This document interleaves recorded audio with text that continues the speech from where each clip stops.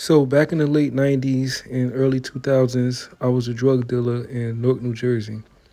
I wasn't a big drug dealer, probably what you would call a small time drug dealer, buying ounces and, grams and the most is probably eighth a key. But, nonetheless, I was a drug dealer. I sold cocaine, heroin, and sometimes weed, marijuana. And it's always crazy to me that when I was a kid, right, way before I started selling drugs, they used to have these commercials, and they would crack an egg and say, "This is your brain on drugs." And Ronald Reagan and Nancy Reagan, they just made it seem like the drug epidemic was in the urban community, was in the hood. Yeah, a lot of people in the hood. There was a lot of people in the hood, like blacks and Spanish people, on cocaine, crack, and heroin, whatever. And that's just, that's basically the view and the vision that I had of it. They made it seem like the government made it seem like the problem was only in the urban communities. It's unfortunate because I seen my parents on drugs, I seen my friends' parents on drugs, so I really thought that's what it was.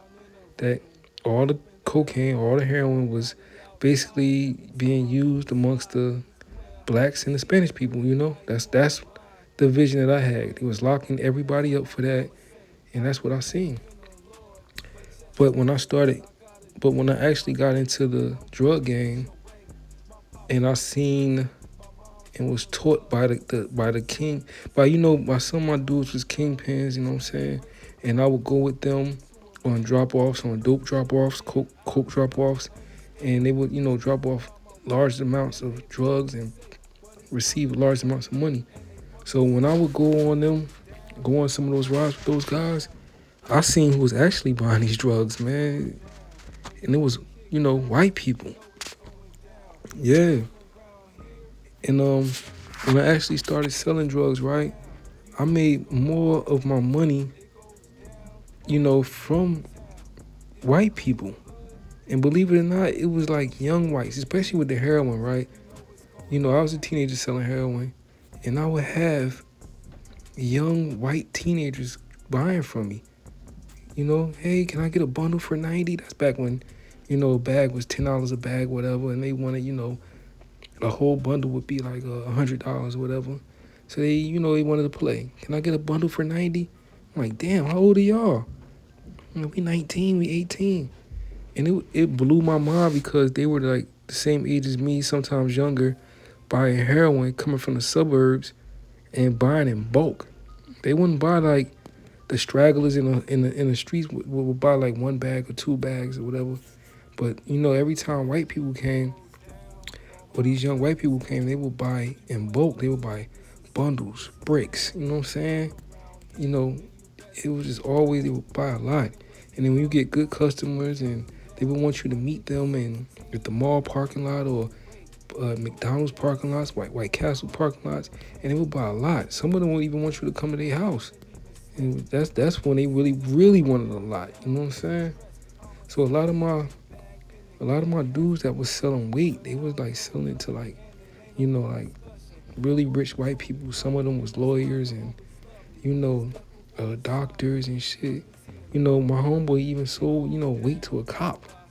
I don't know if the dude was still on the force, but he was damn sure a cop. You know what I'm saying? A cop copping. Now y'all might think I'm bullshitting, but you gotta be in it. You gotta really be in it to see this shit and believe it, to see who's buying this shit. One time I was going with my homeboy on the heroin drop off, right? And we were going to Livingston, New Jersey. I don't know if you're familiar with Livingston, New Jersey, but Livingston it's a rich community in New Jersey. They have a mall out there called Livingston Mall, but that mall is closing down because nobody shops there no more. But Livingston is like a lot of millionaires out there, a lot of people with bread, doctors, lawyers, cops, and government officials. So one night my homeboy, man, he rest in peace, man. He was like, he like, wanna ride me? I'm like, yeah. So he like, all right, come on, get in. So we riding and we listening to this rapper called Sauce Money. Sauce Money was down with Rockefeller. I don't know if he was on Rockefeller, but he's, related to like Jay-Z and Dame Dash and Kareem Biggs and all that. They all know him, and he used to be a ghostwriter. So we in my boys Benz listening to Sauce Money. This one's for my hustlers. If you know, you know. So we riding and we get to Livingston. I noticed, that we got out of the hood because the trees started looking different. The community was a little darker and shit with trees and raccoons and shit. I'm like, man, we about to get locked the fuck up out here. What we doing out here? We ain't supposed to be out here. They like, chill, chill, chill. So we pull up on this dark block, and another Benz pull up, and he like, yo, let's walk over to the car. We walk over to the car, and it's a white lady in a fur, and her husband, and he gave them a motherfucking brown paper bag full of dope. Word the mother, yo, brown paper bag full of heroin, yo. And the lady was just smiling and saying, hey, what's up? How you doing? Da, da, da. Husband was happy they got the dope, and he gave him a fucking big ass knot. Not to choke a horse. You feel me? I said, what the fuck? Like, yo, so when I seen that, man, we got back in the car and he said bye to them. And we left, we hauled ass back to Newark. And I said, damn. I said, bro, doing it, G. I said, this is who's buying all the drugs. It ain't just, fiends in the hood and shit. You got different types of fiends. You got the fiends that's fucked up in the game, breaking in houses and breaking in cars, and then you got the high class fiends that work for the government and got jobs and shit, but they need that shit to function, to stay alive. You know what I'm saying? Functioning addicts. And when I seen that, I said, damn, man. I couldn't believe it. I never remember. I never forget, like, just selling dope to young white kids.